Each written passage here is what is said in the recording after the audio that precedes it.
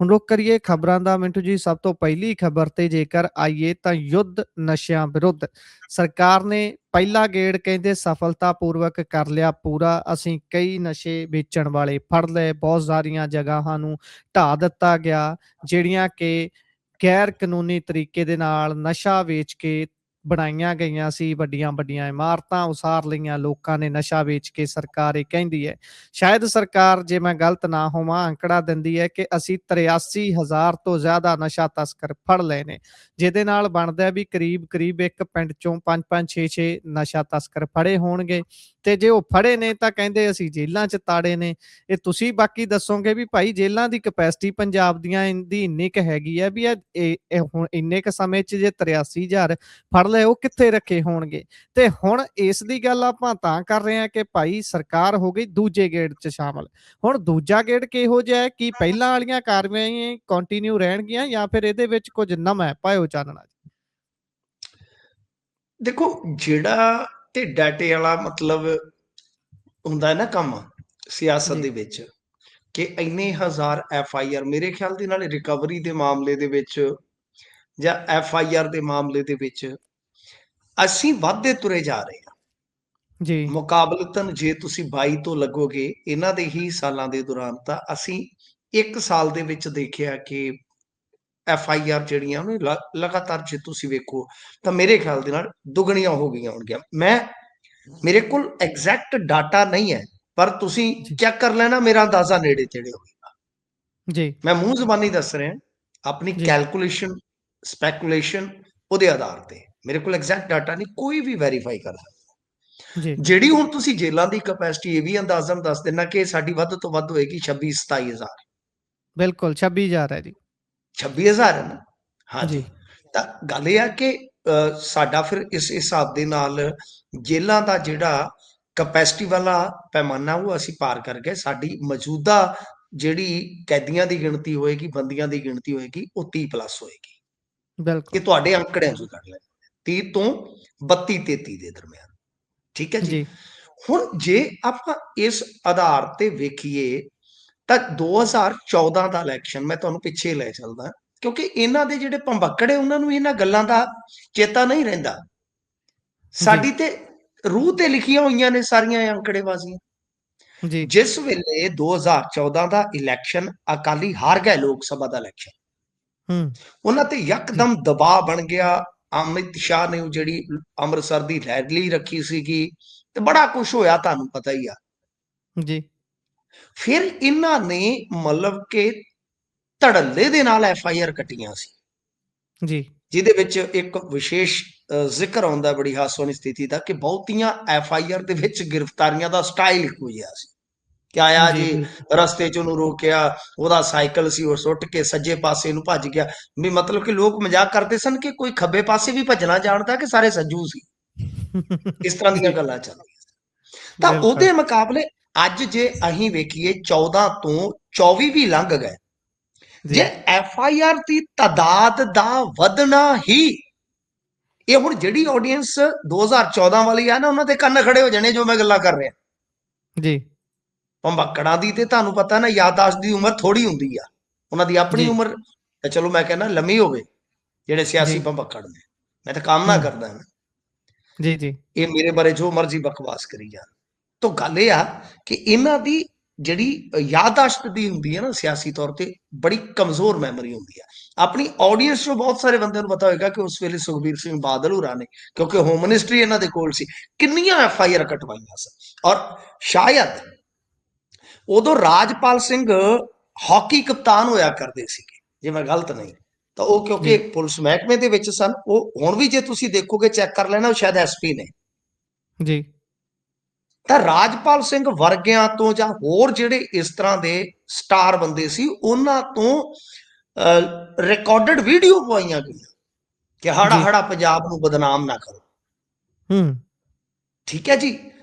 ਤਾਂ ਇਹਦਾ ਮਤਲਬ ਹੈ ਕਿ ਉਸ ਵੇਲੇ ਸੁਖਬੀਰ ਸਿੰਘ ਬਾਦਲ ਨੇ 2012-13 ਦੇ ਮੁਕਾਬਲੇ ਇਸ ਤਰ੍ਹਾਂ ਦੀ ਮੁਹਿੰਮ ਛੇੜ ਕੇ ਜਿੰਨੀਆਂ FIR ਵਧਾਈਆਂ ਸੀ, ਤਾਂ ਉਹ ਉਹੋ ਜਿਹਾ ਹੀ ਅਸਰ ਰੱਖਦੀਆਂ ਨੇ ਜਿਹੋ ਜਿਹਾ ਅਸਰ ਹੁਣ ਹੋਏਗਾ। ਜੀ ਫਿਰ ਜੇ ਇਹ ਡਾਟਾ ਹੀ ਪ੍ਰਾਪਤੀ ਹੈ, ਤਾਂ ਫਿਰ ਅਕਾਲੀਆਂ ਨੂੰ ਫਿਰ ਆਪਾਂ ਇਹਨਾਂ ਤੋਂ ਪਹਿਲਾਂ ਨਾ ਕ੍ਰੈਡਿਟ ਦੇ ਦਈਏ ਕਿ ਵੀ ਤੁਸੀਂ ਤੇ ਜੀ, ਪਹਿਲਾਂ ਹੀ ਨਸ਼ੇ ਦੇ ਵਿਰੁੱਧ ਯੁੱਧ ਲੜ ਲਿਆ। ਜੀ, ਕਿਉਂਕਿ ਦੇਖੋ ਹੁਣ ਇੱਥੇ ਤੁਹਾਨੂੰ ਨਿਊਟਰਲ ਖੜ ਕੇ ਸੋਚਣਾ ਪੈਂਦਾ ਹੁੰਦਾ ਹੈ। ਜੀ, ਵਿਸ਼ਲੇਸ਼ਕ ਦਾ ਜਾਂ ਵਿਵੇਚਕ ਦਾ ਕੰਮ ਇਹ ਹੁੰਦਾ ਹੈ। ਪਰਸੈਪਸ਼ਨ ਛੱਡ ਦਿਓ, ਜੀ, ਸਿਆਸੀ ਤੌਰ ਤੇ ਜੋ ਟ੍ਰੋਲਿੰਗ ਵਗੈਰਾ ਹੁੰਦਾ ਨਾ, ਇਹਦਾ ਡਰ ਹੁੰਦਾ ਹੈ ਕੁਝ ਲੋਕਾਂ ਨੂੰ ਕਿ ਅਸੀਂ ਐਦੀ ਗੱਲ ਕਰਾਂਗੇ ਸਾਨੂੰ ਆ ਵਰਗ, ਐਦਾਂ ਦੀ ਗੱਲ ਛੱਡ ਦਿਓ। ਜੇ ਤੁਸੀਂ ਵਿਸ਼ਲੇਸ਼ਣ ਕਰਨਾ ਹੁੰਦਾ ਹੈ ਤਾਂ ਜੇ ਇਹ ਪੈਮਾਨਾ ਹੈ ਤਾਂ ਫਿਰ ਇਹਦਾ ਮਤਲਬ ਕਿ ਸੁਖਬੀਰ ਸਿੰਘ ਬਾਦਲ ਯੁੱਧ ਜਿੱਤ ਗਿਆ ਸੀ ਉਸ ਟਾਈਮ। ਆਹੀ ਗੱਲ ਜੀ, ਕੈਪਟਨ ਕਹਿੰਦਾ ਸੀ ਜਦੋਂ ਉਸਨੇ ਗੁਟਕੇ ਵਾਲੀ ਗਲਤੀ ਵੇਖਿਆ ਕਿ ਹੋ ਗਈ, ਗੁਟਕਾ ਸਾਹਿਬ ਨੂੰ ਹੱਥ 'ਚ ਫੜਿਆ, ਤਾਂ ਜੀ, ਜਦੋਂ ਉਸਨੂੰ ਲੱਗਿਆ ਤਾਂ ਉਹ ਵੀ ਅੰਕੜੇ ਵਾਲੀ ਗੇਮ 'ਚ ਆ ਗਿਆ। ਲਓ ਜੀ ਜੀ, ਇੰਨੀਆਂ FIR ਦਰਜ ਚੁੱਕੀਆਂ ਇੰਡੀਆ, ਤਾਂ ਫਿਰ ਉਹ ਦੂਜਾ ਯੁੱਧ ਵੀ ਜਿੱਤਿਆ ਗਿਆ ਤੇ ਜੀ, ਇਹਦਾ ਮਤਲਬ ਕਿ ਤੀਜਾ ਵੀ ਜਿੱਤਿਆ ਗਿਆ। ਜੀ, ਜੀ, ਜੇ ਤੁਹਾਡੇ ਮੁਤਾਬਕ ਜਿੱਦਾਂ ਤੁਸੀਂ ਕਿਹਾ ਕਿ ਇਹਨਾਂ ਨੇ ਅੰਕੜੇ ਪੇਸ਼ ਕੀਤੇ ਕਿ ਇੰਨਾ ਨਸ਼ਾ ਫੜ ਲਿਆ ਜੀ, ਉਹ ਤੇ ਅਖਬਾਰਾਂ ਦੇ ਵਿੱਚ ਹੀ ਛਪਾਉਂਦੇ ਨੇ, ਜੀ, ਠੀਕ ਹੈ ਨਾ ਜੀ, ਉਹ ਤੇ ਹੋਰਡਿੰਗਸ ਦੇ ਵਿੱਚ ਦੱਸਿਆ ਜਾਂਦਾ। ਪਰ ਮੈਂ ਦੱਸਦਾ ਕਿ ਜੇ ਪੈਮਾਨਾ ਹੈ, ਇਹ ਪੈਮਾਨਾ ਹੈ ਤੇ ਇਹ ਯੁੱਧ ਜਿਹੜਾ ਹੈ ਪੰਜਾਬ ਵਾਰ-ਵਾਰ ਜਿੱਤ ਜਾਂਦਾ ਹੈ। ਹੂੰ, ਕਿਉਂਕਿ ਜਿਹੜਾ ਜੀ, ਵੀ ਹਾਕਮ ਆਉਂਦਾ ਉਹ ਅੰਕੜੇ ਵਧਾ ਕੇ ਆਪਾਂ ਨੂੰ ਪੇਸ਼ ਕਰ ਦਿੰਦਾ। ਖੈਰ ਚਲੋ, ਮੈਂ ਨਹੀਂ ਕਹਿੰਦਾ, ਮੈਂ ਇਹਨਾਂ ਨੂੰ ਇਹ ਵੀ ਡਿਸਕ੍ਰੈਡਿਟ ਨਹੀਂ ਕਰਦਾ ਕਿ ਯਤਨ ਨਹੀਂ ਹੋ ਰਹੇ, ਯਤਨ ਹੋ ਰਹੇ ਆ। ਦੂਜੇ ਫੇਜ਼ ਦੀ ਪਲਾਨਿੰਗ ਅੱਛੀ ਹੈ। ਮੈਂ ਸੁਣ ਰਿਹਾ ਸਾਂ ਇਹਨਾਂ ਦੇ ਬੁਲਾਰੇ ਸ਼੍ਰੀ ਪੰਨੂ ਜੀ ਨੂੰ, ਤਾਂ ਪੰਨੂ ਸਾਹਿਬ ਕਹਿ ਰਹੇ ਸਨ ਕਿ ਦੇਖੋ ਜੀ ਅਸੀਂ ਕੋਸ਼ਿਸ਼ ਕਰ ਰਹੇ ਹਾਂ ਕਿ ਬਈ ਮਤਲਬ ਇਹਨਾਂ ਨੇ ਡਾਟਾ ਨਹੀਂ ਦਿੱਤਾ, ਉੱਥੇ ਥੋੜੀ ਜੀ ਇਹ ਗੱਲ ਡਿਪਲੋਮੈਟ ਕਰ ਗਏ, ਡਿਪਲੋਮੈਸੀ ਖੇਡ ਗਏ ਕਿ ਇਹਨਾਂ ਤਾਂ ਮੈਨੂੰ ਪਤਾ ਨਹੀਂ ਜੀ ਕਿੰਨਿਆਂ ਨੂੰ ਨੌਕਰੀ ਮਿਲੀ ਹੈ। ਯਾਨੀ ਇਹਨਾਂ ਦਾ ਕਹਿਣ ਦਾ ਮਤਲਬ ਸੀ ਕਿ ਅਸੀਂ ਨਸ਼ਾ ਛੁਡਾਉਣ ਉਪਰੰਤ ਕੁਝ ਕੰਪਨੀਆਂ ਵਗੈਰਾ ਦੇ ਨਾਲ ਟਾਈ ਅਪ ਕਰ ਰਹੇ ਹਾਂ ਤਾਂ ਕਿ ਰੁਜ਼ਗਾਰ ਮਿਲ ਜਾਵੇ ਨਾਲ ਦੇ ਨਾਲ। ਇਹ ਫਾਰਮੂਲਾ ਮਾੜਾ ਨਹੀਂ, ਦੇਖੋ ਮੈਂ ਨਾ ਆਲੋਚਕ ਨਹੀਂ ਹੈ, ਇਹ ਚੀਜ਼ ਅੱਛੀ ਹੈ, ਇਹ ਜੀ, ਚੀਜ਼ ਅੱਛੀ ਹੈ।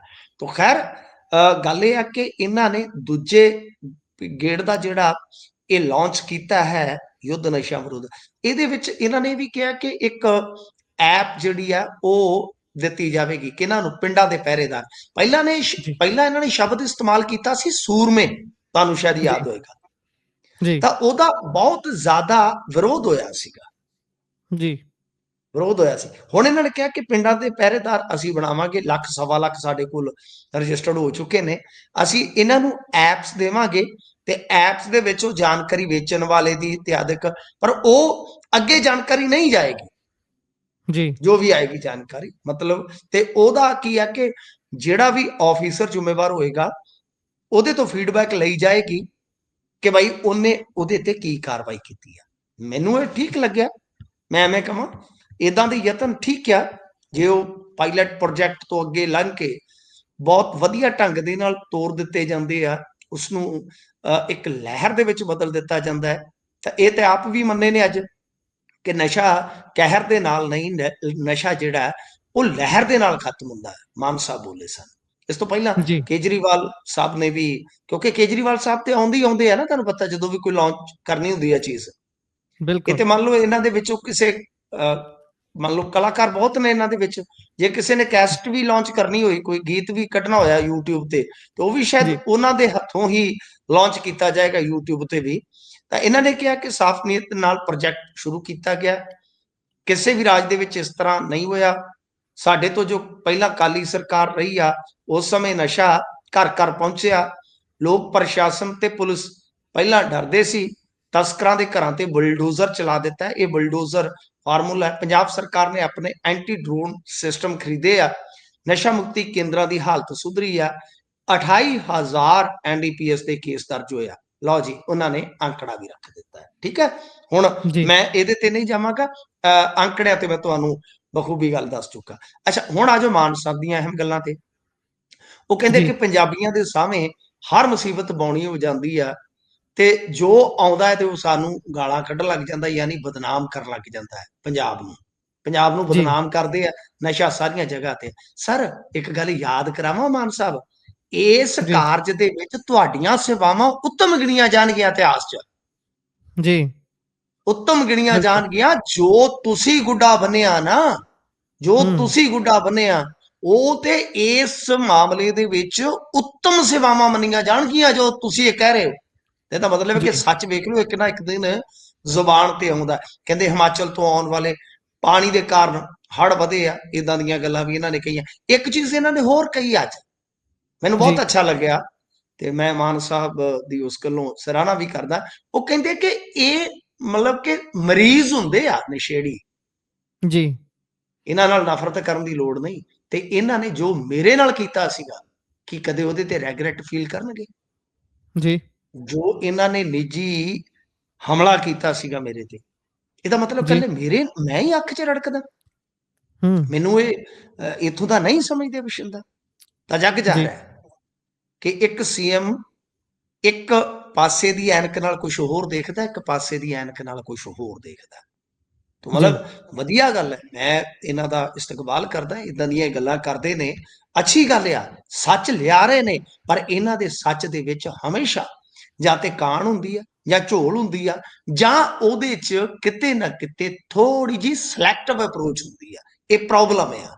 ਤਾਂ ਖੈਰ ਗੱਲ ਇਹ ਆ ਕਿ ਅੱਜ ਇਹਨਾਂ ਨੇ ਜਿਹੜੀ ਗੱਲ ਕਹੀ ਆ ਕਿ ਪੰਜਾਬ ਨੂੰ ਜ਼ਿਆਦਾ ਬਦਨਾਮ ਕੀਤਾ ਗਿਆ, ਇਸ ਨੂੰ ਆਪਾਂ ਇਦਾਂ ਕਹਿ ਵੀ ਸਕਦੇ ਹਾਂ ਕਿ ਅਖੀਰ ਹਾਕਮ ਦਾ ਜਾਂਦੀ ਵਾਰ ਦਾ ਇਹੋ ਹੀ ਫਾਰਮੂਲਾ ਹੁੰਦਾ ਹੈ ਕਿ ਵੀ ਇਹ ਜੀ, ਸਮੱਸਿਆ ਹਰ ਥਾਂ ਹੈ। ਤੇ ਅਸੀਂ, ਮੈਂ ਫੇਰ ਦੱਸ ਦਿੰਦਾ ਆਡੀਅנס ਚ, ਪੁਰਾਣੀ ਜਿਹੜੀ ਆਪਣੀ ਆਡੀਅנס ਹੈ ਨਾ, ਉਹਨਾਂ ਨੂੰ ਪਤਾ ਹੈ ਮੈਂ ਇਹ ਗੱਲ ਕਹਿਤੀ ਸੀ ਜਦੋਂ ਇਹਨਾਂ ਨੇ ਕਿਹਾ ਸੀਗਾ ਅਸੀਂ 4 ਹਫ਼ਤਿਆਂ 'ਚ ਖਤਮ ਕਰ ਦਿਆਂਗੇ। ਇਹਨਾਂ ਨੇ ਕਿਹਾ ਸੀ ਪਹਿਲਾਂ 60 ਦਿਨਾਂ 'ਚ ਖਤਮ ਕਰ ਦਿਆਂਗੇ। ਕੈਪਟਨ ਨੇ ਕਿਹਾ ਸੀ 4 ਹਫ਼ਤਿਆਂ 'ਚ ਖਤਮ ਕਰ ਦਿਆਂਗੇ। ਮੈਂ ਕਿਹਾ ਹੋ ਸਕਦਾ ਕੱਲ ਨੂੰ ਕੋਈ 4 ਦਿਨਾਂ ਵਾਲਾ ਵੀ ਆ ਜਾਵੇ, ਪਰ ਮੇਰਾ ਸਿੱਟਾ ਇਹ ਆ ਕਿ ਪੰਜਾਬ 'ਚੋਂ ਇਹ ਸਮੱਸਿਆ ਖਤਮ ਕਰਨੀ, ਉਹਦੇ ਛੱਡੋ, ਪੂਰੀ ਦੁਨੀਆ 'ਚ ਕੋਈ ਵੀ ਖਿੱਤਾ ਹੱਥ ਖੜਾ ਕਰਕੇ ਨਹੀਂ ਕਹਿ ਸਕਦਾ ਜਿੱਥੇ ਕੋਈ 5-10 ਲੱਖ ਤੋਂ ਵੀ ਵੱਧ ਆਬਾਦੀ ਰਹਿੰਦੀ ਹੈ ਕਿ ਉਹਨੂੰ ਨਸ਼ਾ ਮੁਕਤ ਕਰ ਦਿੱਤਾ। ਹਾਂ, ਤੁਹਾਡੀ ਸਮੱਸਿਆ ਕਿਸ ਪੱਧਰ ਦੀ ਹੈ ਤੇ ਉਸ ਸਮੱਸਿਆ ਨੂੰ ਕਿਸ ਤਰ੍ਹਾਂ ਘਟਾਇਆ ਜਾ ਸਕਦਾ ਹੈ, ਕਿਸ ਤਰ੍ਹਾਂ ਆਉਣ ਵਾਲੀਆਂ ਪੀੜ੍ਹੀਆਂ ਨੂੰ ਬਚਾਇਆ ਜਾ ਸਕਦਾ, ਉਹ ਫਾਰਮੂਲੇ ਤੁਹਾਡੇ ਕੋਲ ਹੋਣੇ ਚਾਹੀਦੇ ਆ। ਤੇ ਮੈਂ ਫਿਰ ਵੀ ਇਹੀ ਕਹਾਂਗਾ ਕਿ ਜਦੋਂ ਕੋਈ ਨੀਤੀ ਆਉਂਦੀ ਆ, ਅਸੀਂ ਉਹਦੇ ਤੇ ਕਦੇ ਕਾਂਟਾ ਨਹੀਂ ਮਾਰਦੇ। ਨੀਤੀ ਦੇ ਰਿਜ਼ਲਟਾਂ ਦਾ ਅੰਕਲਨ, ਜੇ ਤੁਸੀਂ ਇੱਕ ਅੰਕੜਾ ਛੋਇਆ ਤੇ ਮੈਂ ਤੁਹਾਨੂੰ ਨਾਲ ਦੀ ਨਾਲ ਦੱਸ ਦਿੱਤਾ ਉਹਦਾ ਨਤੀਜਾ ਕੱਢ ਕੇ ਵੀ, ਪਿਛੋਕੜ ਦੱਸ ਕੇ ਵੀ, ਇਤਿਹਾਸ ਜੀ। ਦੱਸ ਕੇ ਵੀ ਕਿ ਅੰਕੜਿਆਂ ਦੀ ਇੱਕ ਸੱਚਾਈ ਉਹ ਵੀ ਹੁੰਦੀ ਆ। ਜੀ, ਬਿਲਕੁਲ।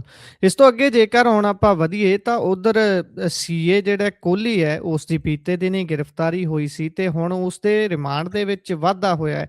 ਕੀ ਜਿੱਦਾਂ ਤੁਸੀਂ ਪਹਿਲਾਂ ਜਦੋਂ ਇਹਨਾਂ ਦੀ ਗ੍ਰਿਫਤਾਰੀ ਹੋਈ ਸੀ, ਤੁਸੀਂ ਆਖਿਆ ਸੀ ਵੀ ਭਾਈ ਹੁਣ ਸੁਖਬੀਰ ਬਾਦਲ ਦੇ ਬਾਹਲਾ ਨੇੜੇ ਪਹੁੰਚ ਗਏ ਨੇ, ਕਿਉਂਕਿ ਸੀਏ ਤਾਂ ਬੜਾ ਅਹਿਮ ਵਿਅਕਤੀ ਹੁੰਦਾ ਹੈ ਕਿਸੇ ਦੇ ਵੀ ਬਿਜ਼ਨਸ ਦੇ ਲਈ, ਕਿਸੇ ਦੇ ਕਾਰੋਬਾਰ ਦੇ ਲਈ, ਤੇ ਉੱਤਰੋਂ ਇੱਧਰ ਐਸਜੀਪੀਸੀ ਦੇ ਨਾਲ ਜੁੜੇ ਹੋਏ ਮਾਮਲੇ।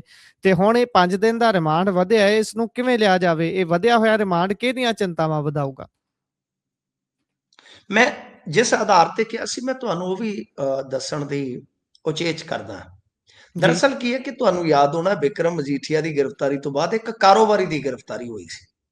ਉਹਨਾਂ ਦੇ ਜੀ, ਵਕੀਲ ਨੇ ਔਨ ਰਿਕਾਰਡ ਸਰਕਾਰੀ ਗਵਾਹ ਬਣਨ ਦੀ ਗੱਲ ਕਹੀ ਸੀਗੀ ਕਿ ਸਾਡੇ ਤੇ ਦਬਾਅ ਪਾਇਆ ਜਾ ਰਿਹਾ ਸੀ, ਜਦੋਂ ਉਹ ਚੀਜ਼ਾਂ ਨਹੀਂ ਮੰਨੀਆਂ ਤੇ ਫਿਰ ਆਹ ਕੁਛ ਹੋਇਆ। ਜੀ, ਠੀਕ ਹੈ ਜੀ। ਤਾਂ ਇਦਾਂ ਹੀ ਤੁਸੀਂ ਦੇਖੋਗੇ ਤਾਂ ਦੂਸਰੇ ਪਾਸੇ ਇਹ ਮਾਮਲਾ ਸੀਗਾ ਕੋਹਲੀ ਵਾਲਾ, ਕਿਉਂਕਿ ਕੋਹਲੀ ਹੈਗਾ ਇੱਕ ਤਰ੍ਹਾਂ ਨਾਲ ਕਾਰੋਬਾਰੀ, ਜੀ, ਸਰਵਿਸ ਪ੍ਰੋਵਾਈਡਰ। ਤਾਂ ਹੌਲੀ ਹੌਲੀ ਕੀ ਆ ਕਿ ਕਿਤੇ ਨਾ ਕਿਤੇ ਜਿਹੜੀ ਪੁਲਿਸ ਹੁੰਦੀ ਆ ਨਾ, ਉਹ ਬੜੇ ਢੰਗ ਦੇ ਨਾਲ ਬੰਦੇ ਨੂੰ ਜਚਾ ਦਿੰਦੀ ਹੈ ਕਿ ਭਾਈ ਤੂੰ ਆਪ ਦਾ ਵਕਤ ਸੰਭਾਲ, ਕਿਉਂਕਿ ਜੀ, ਪੁਲਿਸ ਦੇ ਅਫਸਰ ਉਸ ਵੇਲੇ ਸਰਕਾਰ ਵੱਲੋਂ ਇੱਕ ਤਰ੍ਹਾਂ ਨਾਲ ਇੱਕ ਸਾਲਸੀ ਦੀ ਭੂਮਿਕਾ ਅਦਾ ਕਰ ਰਹੇ ਹੁੰਦੇ ਆ। ਫਰਜ਼ ਕਰੋ ਕਿ ਮੈਂ ਅੰਦਰ ਹੋ ਗਿਆ, ਜੀ, ਤੁਹਾਡਾ ਕੀ ਖਿਆਲ ਹੈ ਕਿ ਆ ਜਿਹੜਾ ਪ੍ਰਕਰਨ ਚੱਲ ਰਿਹਾ ਪਰਚੇ ਵਾਲਾ, ਇਹਦੇ ਚ ਜੀ, ਸਾਨੂੰ ਕਿਸੇ ਨੇ ਕੁਝ ਨਹੀਂ ਦੱਸਿਆ ਹੋਏਗਾ ਸਰਕਾਰ ਦੇ ਅੰਦਰ? ਨਹੀਂ ਸਰ, ਜੀ, ਬਹੁਤ ਕੁਝ ਆਉਂਦਾ ਹੈ, ਕਿਉਂਕਿ ਅਸੀਂ ਹੁਣ ਹੰਡੇ ਹੋਏ ਖਿਡਾਰੀ ਹਾਂ। ਜੀ, ਬਹੁਤ ਕੁਝ, ਕੋਈ ਮੂੰਹ ਸੁੰਘਣ ਨੂੰ, ਕੋਈ ਹਮਦਰਦੀ ਦੇ ਬਹਾਨੇ, ਆਪ ਦੀ ਕਿੜ ਕੱਢਣ ਨੂੰ, ਤੇਰੇ ਨਾਲ ਫਲਾਣਾ ਤਾਂ ਨਹੀਂ ਕਰ ਗਿਆ, ਢਮਕਾਣਾ ਤਾਂ ਨਹੀਂ ਕਰ ਗਿਆ, ਨਹੀਂ, ਸੁਣ ਲਓ, ਬਹੁਤ ਹੁੰਦਾ। ਇਦਾਂ ਹੀ ਜਦੋਂ ਇਹੋ ਜਿਹੇ ਬੰਦੇ ਫਸ ਜਾਂਦੇ ਨੇ ਗੁਰਪ੍ਰੀਤ, ਉਹਨਾਂ ਨੂੰ ਆਫਰਾਂ ਦਿੱਤੀਆਂ ਜਾਂਦੀਆਂ ਕਿ ਤੇਰੀ ਜੀ, ਮੈਂ ਗੱਲ ਕਰਾ ਦਿੰਨਾ, ਵੱਡੇ ਲੀਡਰ ਨਾਲ ਕਰਾ ਦਿੰਨਾ, ਤੂੰ ਕੀ ਲੈਣਾ ਯਾਰ, ਇਹਨਾਂ ਦਾ ਚੱਕਰ ਚੱਲਦਾ ਹੀ ਰਹਿੰਦਾ, ਫਲਾ ਫਲਾ ਫਲਾ। ਜੇ ਬੰਦਾ ਸੈੱਟ ਆ ਗਿਆ, ਕਈ ਅਫਸਰ ਤੇ ਬੜੇ ਗਾਂਹ ਤੱਕ ਦੇ ਚਲੇ ਜਾਂਦੇ ਆ। ਪਿਛਲੇ ਕੁਝ ਸਮੇਂ ਦੇ ਵਿੱਚ ਇੱਕ ਇੰਸਪੈਕਟਰ ਬਾਰੇ ਮੈਨੂੰ ਕਿਸੇ ਬੰਦੇ ਨੇ ਦੱਸਿਆ, ਉਹ ਬੰਦਾ ਵੀ ਕਿਸੇ ਸਿਆਸੀ ਧਿਰ ਨਾਲ ਜੁੜਿਆ ਸੀ ਤੇ ਉਹ ਫੜਿਆ ਗਿਆ ਸੀ ਕਿਸੇ ਮਾਮਲੇ ਦੇ ਵਿੱਚ ਬੀਤੇ ਸਮੇਂ ਜੀ, 'ਚ। ਉਸਨੇ ਦੱਸਿਆ ਕਿ ਉਹ ਇੰਸਪੈਕਟਰ ਵਿਅਕਤੀਗਤ ਤੌਰ ਤੇ ਇੰਨਾ ਜ਼ਿਆਦਾ ਵਹਿਸ਼ੀ ਹੋਇਆ ਫਿਰਦਾ ਸੀ, ਕਹਿੰਦਾ ਮੇਰੇ ਲੀੜੇ ਲਵਾਉਣ ਨੂੰ ਫਿਰਦਾ ਸੀ। ਉਹ ਤੇ ਐਨ ਜੀ, ਮੌਕੇ ਤੇ ਦੂਜੇ ਵੱਡੇ ਅਫਸਰਾਂ ਨੇ ਸਮਝਾਇਆ ਕਿ ਨਹੀਂ, ਇਹ ਤੂੰ ਬਹੁਤ ਗਲਤੀ ਕਰ ਰਿਹਾ, ਆਪਦੀ ਜੀ, ਇਨਵੈਸਟੀਗੇਸ਼ਨ ਇੰਟੈਰੋਗੇਸ਼ਨ ਢੰਗ ਨਾਲ ਕਰ, ਤੇ ਅੱਗੇ ਸਮੇਧ ਸੈਣੀ ਨੂੰ ਪੁੱਛ ਲੈ ਕਿ ਉਹਨੇ ਕੀਤਾ ਹੀਗਾ ਜੀ, ਇੱਕ ਬੰਦੇ ਦਾ ਇਦਾਂ ਦਾ ਨਾ ਕਾਰਾ, ਕੈਪਟਨ ਅਮਰਿੰਦਰ ਸਿੰਘ ਦੇ ਖਾਸਮ ਖਾਸ ਦਾ। ਤੇ ਫਿਰ ਜਦ ਉਹਨਾਂ ਦੀ ਸਰਕਾਰ ਆ ਗਈ ਤੇ ਸਮੇਧ ਸੈਣੀ ਸਿਗਟਾਂ ਨੂੰ ਤਰਸਦਾ ਸੀਗਾ ਰਾਤ, ਜੀ, ਬੰਦ ਕਰਤਾ ਸੀ ਉਹਨਾਂ ਨੇ ਹਵਾਲਾਤ ਦੇ ਵਿੱਚ। ਜੀ, ਤੁਹਾਨੂੰ ਸ਼ਾਇਦ ਯਾਦ ਹੋਏਗਾ, ਤਸਵੀਰ ਵੀ ਬਾਹਰ ਆਈ ਸੀ। ਤੋ ਗੱਲ ਇਹ ਆ ਕਿ ਮੈਂ ਹੈਰਾਨ ਰਹਿ ਗਿਆ।